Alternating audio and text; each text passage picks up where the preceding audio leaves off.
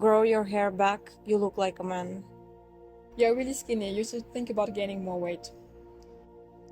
Cover up, your chest is too revealing. You look like a prostitute and no one can take you seriously. What happened? You look sick. You should put more makeup. I'm a doctor, and patients often assume that I'm a nurse when I get into their room just because I'm a woman. You're so pretty today. Are you on your period?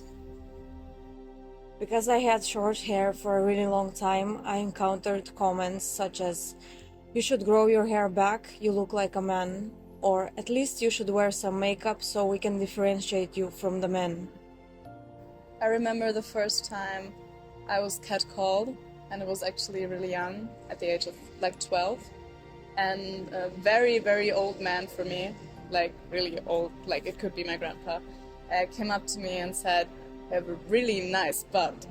And for me, it was just crazy hearing that for the first time. It was my first time experiencing something like this. And I actually felt very disgusting at that moment.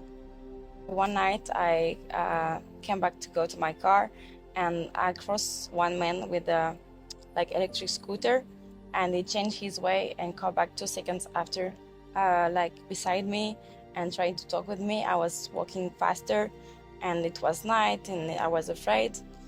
And he asked me my Snapchat. I said no, and he continued to follow me, and it was really a bad moment. And I used to it as a woman, thinking about how I'm dressed to go out and how I'm going to come back at home by night, and this is not normal to be afraid just to walk in the street.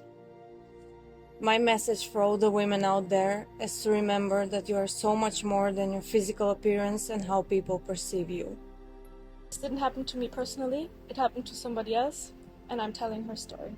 We were friends with benefits before it happened, but I didn't want this anymore, and I stopped it. I moved away and we no longer talked. One night we met up and he was completely drunk. I wanted to help him, that's why I agreed to go to his place. We were in his basement, the door was locked, and there was no way out. He pushed me on the bed and undressed me. I told him multiple times that I didn't want this. I started crying, which made him very angry. Even if I would have screamed, nobody would have heard me. At one point, I gave up and I waited for it to be over. I managed to escape out of the window. Now he lives in the same city as me. After it happened, I felt really guilty. I felt like I did something really bad, and I was blaming myself for it.